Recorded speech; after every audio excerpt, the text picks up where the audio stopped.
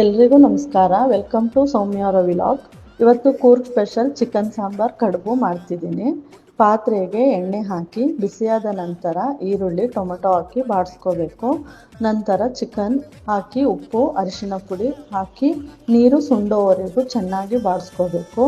ನಂತರ ಮಸಾಲೆಗೆ ತೆಂಗಿನಕಾಯಿ, ಈರುಳ್ಳಿ, ಬೆಳ್ಳುಳ್ಳಿ, ಹಸಿಶುಂಠಿ, ಚಕ್ಕೆ, ಲವಂಗ, ಮಸಾಲೆ ಪುಡಿ ಹಾಕ್ಕೊಂಡು ರುಬ್ಕೊಂಡು ಚಿಕನ್ಗೆ ಹಾಕಿ ಎಷ್ಟು ಸಾಂಬಾರು ಬೇಕೋ ಅಷ್ಟು ನೀರನ್ನು ಹಾಕಿಕೊಂಡು ಕೊನೆಗೆ ರುಚಿಗೆ ತಕ್ಕಷ್ಟು ಉಪ್ಪು, ಕೊತ್ತಂಬರಿ ಸೊಪ್ಪು ಹಾಕಿದರೆ ಚಿಕನ್ ಸಾಂಬಾರ್ ರೆಡಿ.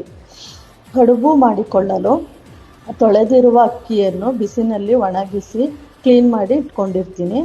ಇದನ್ನು ಮಿಕ್ಸಿಯಲ್ಲಿ ತರಿಯಾಗಿ ಮಿಕ್ಸಿ ಮಾಡ್ಕೊಂಡಿರ್ತೀನಿ. ನಂತರ ಒಂದು ಪಾತ್ರೆಗೆ ನೀರನ್ನು ಕಾಯಲು ಇಡಬೇಕು. ಇದಕ್ಕೆ ಸ್ವಲ್ಪ ಉಪ್ಪು, ಎಣ್ಣೆ ಹಾಕೋಬೇಕು.